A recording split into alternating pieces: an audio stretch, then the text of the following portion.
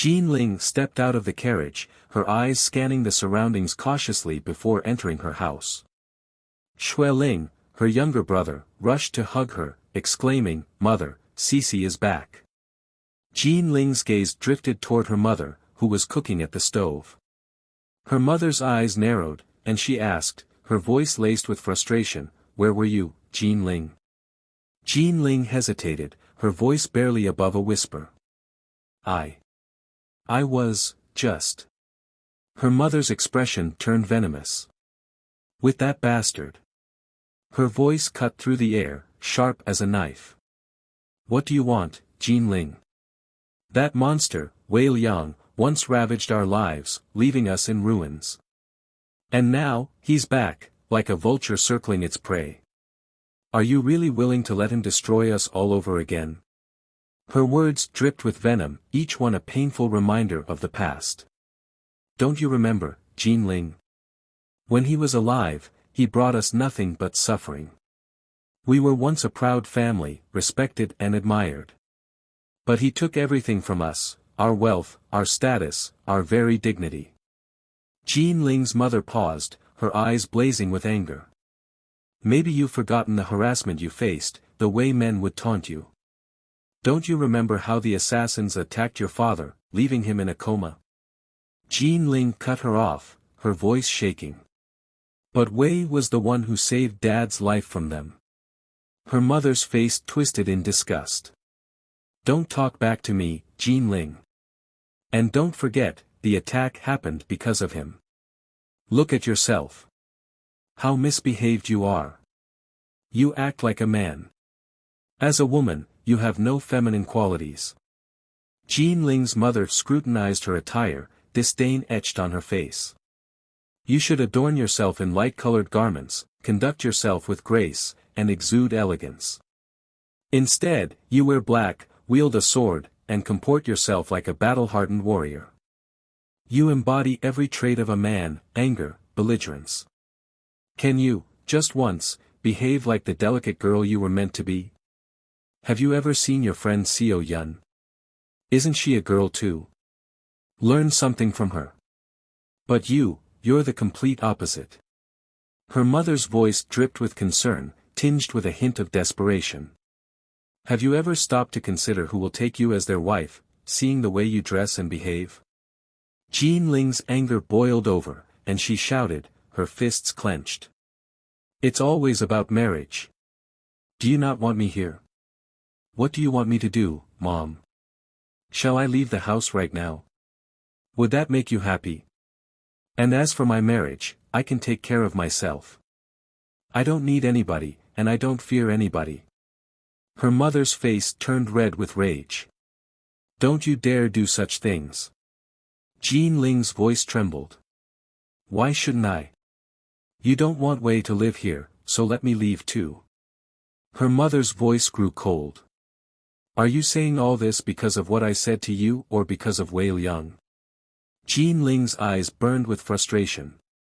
"Yes. I'm saying all this for him. He's your son too, why can't you love him the way you love me and Shui?" Her mother's face contorted in disgust. "He is not my son. Your father brought that bastard child into our home, not me. It's a blessing his mother is dead. If she were alive, she'd probably be crying blood over her son's despicable behavior." Her voice dripped with malice. "His father abandoned them when she was still carrying Wei Liang in her womb. Perhaps he knew his son would grow up to be nothing but trouble. Your father, with his kind heart, took Wei Liang in when his mother passed away. Just because she was his sister. But at that time, he had no idea what kind of person Wei Liang would grow up to be." Jean Ling's jaw clenched as she tried to control her anger. "Mother, stop it. This is too much." Tears welled up in her eyes, spilling down her cheeks. Feeling utterly frustrated and helpless, Jean Ling stormed out of the room, leaving her mother and brother behind. Shui, who had witnessed the painful exchange, sobbed quietly to himself. Her mother's bitter words trailed behind Jean Ling, a lingering echo of their contentious argument. "Why do you never listen to me? You always do what you want, isn't that right? In her room, Jean Ling sat beside her father, who lay motionless in a coma. She clutched his hand, tears cascading down her face like a river. Dad, you and Wei Liang were the only ones who truly understood me, she whispered, her voice trembling with sorrow. But now, I've lost both of you. Wei Liang's memories are gone, and you're lying here, unconscious. She paused, struggling to contain her emotions. I don't know why Mom hates Wei Liang so much. Hearing her say such terrible things about him is unbearable. But what can I do when even my own mother speaks of him with such malice? I'm so exhausted, so tired of everything. Jean Ling's voice cracked as she poured out her heart. Why can't a girl be strong and brave? I've tried to conform to societal expectations, to be like other girls, but it's just not me. I love being strong. I love fighting. I love the freedom that comes with it. Why can't anyone understand me? Tears streamed down her face as she voiced her deepest fears. Maybe I'll never find someone who accepts me for who I am. Maybe my soulmate will reject me, just like everyone else, because of my unconventional ways. She took a deep, sorrowful breath. I wish I were a man. I could do all the things I love without any fear of judgment or reprisal. But as a girl, I'm bound by societal norms and expectations. I wish I was a man. Xue Ling entered the room, his tiny body fitting perfectly in Jean Ling's embrace. Cece, don't cry. I love you, he whispered, wiping away Jean Ling's tears with his tiny hands. Jean Ling hugged Xue Ling tightly. I'm not crying, she said, her voice barely above a whisper, holding Xue close. As I lay in bed, gazing up at the rooftop, the silence was deafening. My mind began to wander, and I thought to myself, I've tried twice, but I'm still here.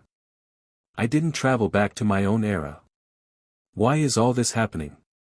I recalled the hallucinations I had before arriving here. The number 16 haunted me, and I couldn't shake off the feeling that it was connected to my current predicament. Was it really just a hallucination? Or was it a prediction? And what does the number 16 mean? I wondered. A sense of desperation crept in as I thought, am I going to be stuck here forever? No, that can't happen. I'll keep trying. I've only tried twice, maybe the third time will be the charm. But the questions lingered, why did I time travel? And why me?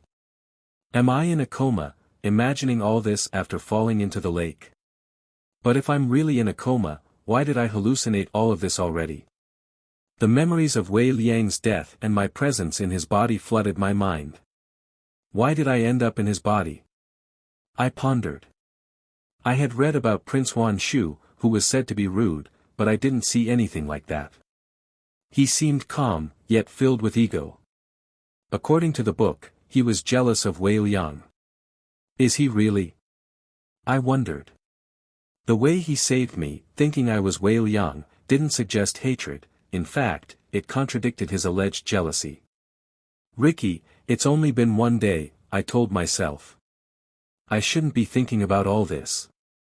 He might be brutal, or worse than what's written. But how can I return to my own time period? Panic set in. What if anyone discovers I'm not Wei Liang? I shook my head. No, no, no. I won't let that happen. If Huan Shu finds out, he'll surely kill me. And I don't want to die. A desperate plan formed in my mind.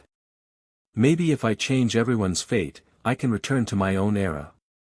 But the questions swirled. Why would that send me back? What's the purpose of me being here? Maybe I really am here to change destiny. My gaze drifted to the sword beside me.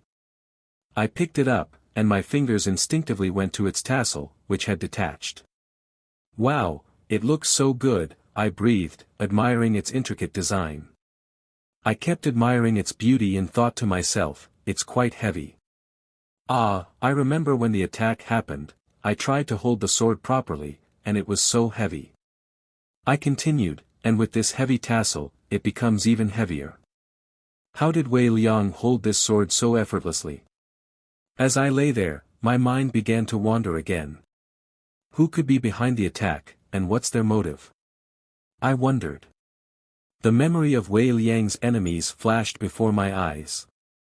Then, my overthinking spiraled, and I thought about that man who was standing next to the throne. He's such a jerk, I thought, my anger simmering. Stop it. I'm overthinking too much and shifting from one topic to another. My overthinking was abruptly halted as a more pressing concern arose, nature's call. I felt an intense urge to pee and frantically searched for a washroom in the room. Ah, where could it be? And most importantly, I'm in a man's body, how will I pee? I muttered, my discomfort growing. Unable to hold it in any longer, I mumbled, I'll find it, but first, let me find a washroom. I hastily exited the room, leaving my thoughts and worries behind. The door creaked open, casting long shadows of people onto the cold, stone floor. A man emerged from the darkness, his face twisted in rage. He hurled an object at another man, who stood frozen in shock, his eyes wide with fear. How is he still alive? The first man spat, his voice venomous and dripping with malice. I explicitly ordered you to kill him at any cost. The second man trembled, his voice barely above a whisper. We all tried, sir. But Prince Huan intervened and saved him. He was too powerful, and we couldn't. The first man's face turned red with fury. You can't handle things, you incompetent fool. He strode over to the second man, his long strides devouring the distance. With a swift, merciless motion, he slapped the second man, sending him crashing to the floor. The sound of the slap echoed through the room, followed by an oppressive silence. The first man loomed over the second, his foot tapping impatiently on the wooden floor. Why did you run away, then? He taunted, his voice dripping with contempt. You're useless. I shouldn't have trusted you. I'll give the task to someone else, someone who can actually complete it. The second man struggled to his feet, his eyes downcast in shame. If I hadn't run, they would have caught me, he pleaded. The first man cut him off, his voice cold and unforgiving. Excuses. It's all just excuses. Can't you admit that you're useless? I need someone who can complete tasks flawlessly, not an idiot like you. His voice dripped with anger. The second man's fists clenched, his eyes blazing with determination and anger. Believe me, this time I won't make any mistakes, he vowed, his voice low and resolute. The first man kicked him. Another man intervened, trying to stop him. Father, stop it. He said he won't disappoint you again, so believe him. The first man slapped him and shouted cruelly, I didn't give you any right to interfere when I'm talking to someone. He paused, then continued, I hope you understand. Then his gaze shifted to the second man, who was still on the floor. He stepped on his palm and began applying pressure, grinding his heel into the second man's left hand. The second man grunted in pain but kept silent, his face contorted in agony. The first man said, This time, I'm letting you go, but if it happens again, you'll see what I can really do to you. The third person looked down, his anger evident, his fists clenched. I rushed through the corridors, my feet pounding against the cold wooden floor. Desperately trying to control my bladder, I clenched my fists and muttered to myself, I can't handle it anymore. My eyes scanned the surroundings, searching for a washroom, but none was in sight. The elegant tapestries and intricately carved wooden panels seemed to mock me, their beauty lost on my desperate state. My gaze landed on an empty flower vase on a nearby table, its delicate porcelain and ornate design a stark contrast to my crude intentions. I looked around frantically, hoping to find a better option, but the corridor was empty. Resigning myself to the situation, I muttered, okay, that's the last option. I struggled to open my pants, the unfamiliar Hanfu clothing proving to be a challenge. What the hell is with these clothes? I muttered, frustrated. They're so uncomfortable. Finally, I managed to relieve myself in the vase, feeling a wave of relief wash over me. Ah, that's much better, I sighed. Then, my gaze lingered on my private part. It looks like a cucumber, and it's quite big, and... Ah, why am I thinking all this? I whispered. Ah, let these distracting thoughts go away. As I finished, I quickly tied up my Huan Shu and placed the vase down, hoping no one would notice. Then someone approached me from behind and placed a hand on my shoulder. I jumped in fear, turning to face the stranger. My heart raced as I swiftly kicked the vase behind the table, trying to play it cool. The stranger asked, "What are you doing here?" His voice was calm and authoritative, but I detected a hint of curiosity. I stuttered, unsure of what to say. The stranger's expression changed, and he asked, "Wei, are you okay?" His eyes narrowed slightly, as if he suspected something. I looked up at him and made a hasty excuse. I want water. I'm thirsty. My voice sounded weak, even to myself. He replied, "Oh, come to my room, and I'll get you some water." I hesitated for a moment, unsure if I should trust this stranger, but I had no choice but to follow him. As we walked, I whispered to myself, "Ah, he didn't see that. That's great." But I couldn't shake off the question, who was this stranger? As we entered the room, the man retrieved a jar from the table and poured water into a ceramic cup. He handed it to me, and I took a refreshing sip. The cool liquid soothed my parched throat. The man sat on his bed, his piercing gaze fixed on me. His eyes seemed to bore into my soul, and I felt a shiver run down my spine. "So, I've heard you lost your memory," he said, his voice low and measured. He paused for a moment, studying me intently. "That's quite strange for someone who has returned after their death." The water caught in my throat, and I coughed.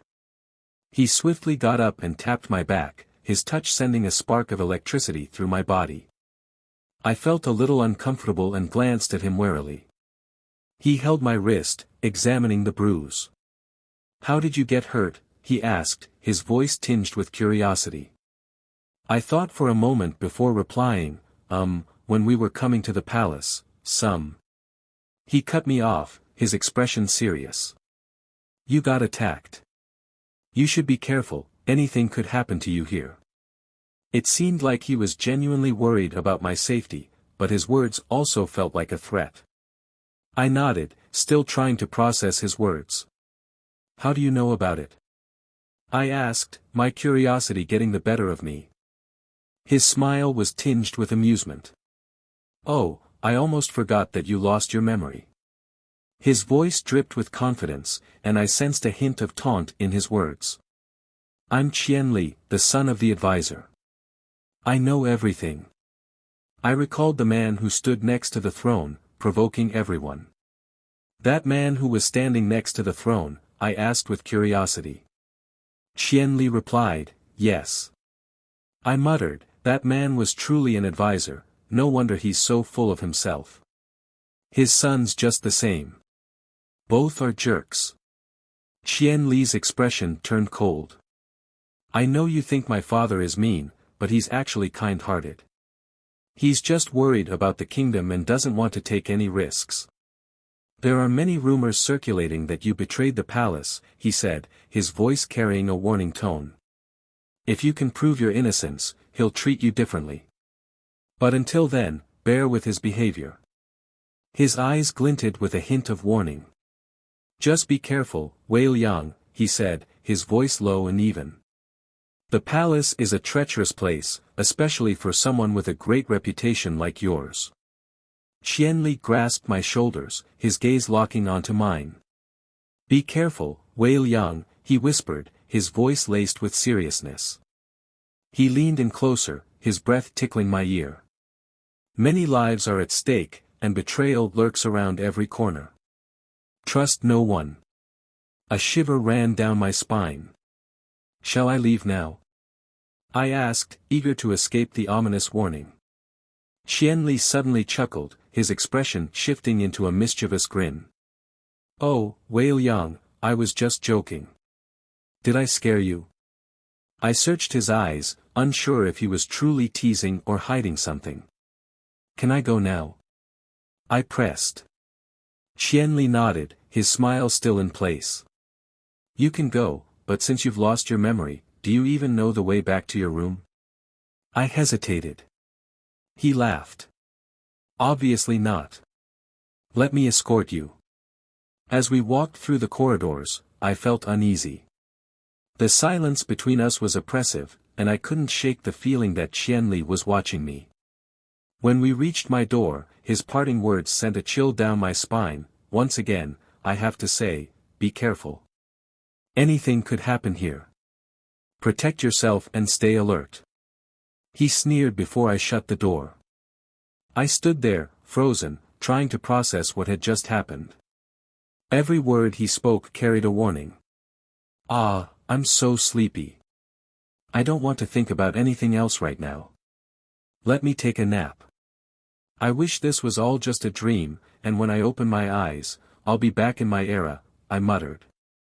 I settled into bed, my weary body sinking into the soft mattress. But my mind refused to rest, consumed by the day's events.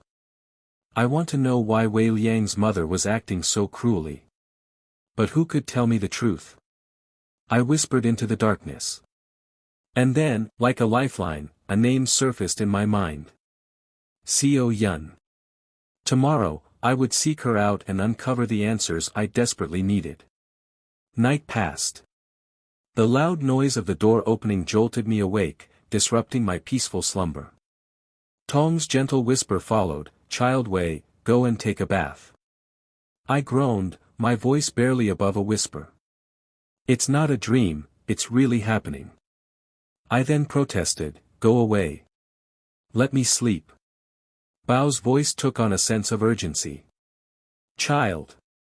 Today, kings from different kingdoms are arriving for a grand ceremony, and His Highness has cautioned." Tong pinched him and whispered in his ear, "Shu. His Highness told us not to say their names." I looked at them, confused, before Tong continued. "He means you're a renowned sword master, and your presence is required." I let out a deep sigh, resigned to my fate. "Fine." Bao handed me a white robe as I rubbed my eyes, still groggy. "What the hell?" I muttered, disoriented. I stumbled around the room, searching for the washroom. In my half-asleep state, I clumsily knocked into various objects. Ouch! I yelped, clutching my head in pain. I even smacked into the wall, leaving myself dazed. Tong and Bao burst into laughter.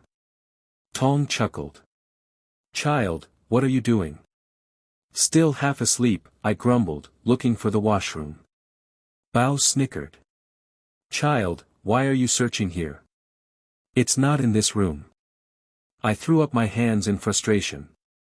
"Then where is it?" "They told me it was outside, a short distance away." I rolled my eyes. "Great. Just what I needed. A wild goose chase." Tong chuckled. "Child, let's go. We're getting late." I sighed and followed them out of the room. "First, you wake me up, and now this." As we navigated the corridors, we encountered Sungmin. Tong and Bao immediately bowed, while I stood there, still looking like a zombie. Sungmin smirked as his gaze met mine. "May I ask where you're going?" Bao quickly replied, "Crown Prince Child is going for a bath." Sungmin raised an eyebrow. "Do you know the way?" Tong started to respond, but Sungmin cut him off. "No, you won't go there." He paused, then continued, "Tong and Bao, I have work for you too. Come with me." Then he turned to me. "Wei, go left, then right, then left again." I looked at him skeptically. Noticing a maid passing by, he stopped her. "Where are you going?" She bowed. "To the royal bathing chamber, Your Highness." Sungmin smirked again. "Perfect. Wei, go with her. She'll lead you there. He then left with Tong and Bao, his smirk lingering suspiciously. Bao and Tong exchanged a weird glance before disappearing down the hall. The maid bowed. Child, don't you wish to go? I hesitated before following her, muttering under my breath, why was he smirking? I shrugged. Who cares? As I stood before the grand door, the maid handed me a set of luxurious bath essentials. Her hands brushed against mine, and she quickly looked away, cheeks flushed. Please, keep these inside, child, she said softly. I raised an eyebrow, noticing her sudden shyness. She quickly averted her gaze. I'll just leave you to your bath, then, she stammered before bowing and retreating. I watched her go, curiosity swirling in my chest. What made her react that way? She was quite pretty, but, wait, why am I thinking about this? A thought struck me, unsettling me further. What if I started developing feelings for women? What if I became attracted to them? The idea sent a shiver down my spine. I hope that doesn't happen, I muttered. Shaking off the thought, I stepped into the chamber. My eyes widened in awe. Wow, I breathed. The bathroom was breathtaking, intricate carvings lined the walls, and the fixtures gleamed with opulence. I never imagined a bathroom could be this stunning in ancient times, I whispered to myself. I began to undress, my clothes falling to the floor. I stood naked, feeling a slight chill in the air. Taking a deep breath, I stepped into the water, the cool liquid enveloping my skin. The splash sent shivers down my spine, and I thought to myself, will I go back to my own era if I dip into it? Let me try for a couple of seconds. My voice carried a mix of excitement and trepidation. I submerged myself, then resurfaced, feeling a bit suffocated. I repeated the process several times before finally muttering, hey, I'm not going back to my own era. Now, let me bathe peacefully. I let out a sigh of relief, feeling the tension in my body ease. As I relaxed in the water, I heard a noise behind me. Turning to see the source, I froze. It was Huan Shu, standing in the doorway, his gaze fixed on me. Oh! What the hell are you doing here? I shouted, my voice laced with shock and embarrassment. I quickly dipped back into the water, covering my chest with my hands. Outside the royal bathing chamber, a cluster of maids and servants huddled together, their ears pressed against the door as if they were competing in some royal chamber listening challenge. They strained to hear, their faces contorted in a comical mix of curiosity and concentration. Did you hear what they're doing? One whispered. I heard someone scream, another chimed in. Are they doing something? A third speculated, eyes wide with intrigue. One of the maids lost her balance and stumbled, her elbow knocking against the door. The group froze, holding their collective breath, waiting to see if they had been discovered. Inside the chamber, Huan Shu's gaze lingered on me, and he replied coldly, you're not a girl, so why are you hiding and behaving like this? His voice was firm, laced with amusement. He paused before adding, what are you doing here at the exact time I bathe? His tone was accusatory, and I felt a surge of defensiveness. I'm bathing here. Can't you see? Just go away. I shouted. But he refused, saying, I'm not going anywhere. If you want, you can leave. His voice was unwavering, and a shiver ran down my spine. To my horror, Huan Shu began to disrobe. Panicking, I covered my eyes and shouted, don't do that. He ignored me, stepping into the bathtub at the opposite end. Stop behaving like a girl. We're both men, he said calmly. He turned away, and I cautiously opened my eyes, muttering under my breath, of course, I'm a girl. My voice was barely audible, but indignation bubbled inside me. That maid's flushed face flashed in my mind, and I suddenly wondered, was she chuckling because she knew all along? We bathed in silence for several minutes. When Huan Shu wasn't looking, I stole a quick glance at him before slowly emerging from the water. Wrapping myself in a robe, I hurriedly made my way out. As I stepped out, I was met with a sea of curious faces. The maids and servants, who had been eavesdropping just moments ago, scrambled to their feet, their eyes alight with excitement. The scene was utterly ridiculous, the maids and servants awkwardly making way for me, their expressions a mix of amusement and curiosity. Then, I looked down. Horror dawned on me as I realized my robe, soaked with water, clung to my skin, leaving little to the imagination. My face burned with embarrassment. With a racing heart, I made a beeline for escape. Ah, this is so mortifying, I thought, my entire being consumed by humiliation. Inside the chamber. Huan Shu whispered, "Wei, did you really lose your memory?" His voice was soft, tinged with concern. He paused, then continued, "I can't believe it, but I'm so happy you're back." His tone was warm. "Do you remember? This is the place where we first." When he turned around, I was already gone. I was still drenched, my robe hastily thrown on, and I was running so fast that I didn't notice the person in front of me, until I crashed into them. We both stumbled backward. Thanks for watching. Check out the link below to follow the original author and story on Wattpad. Like and subscribe to the channel for more episodes.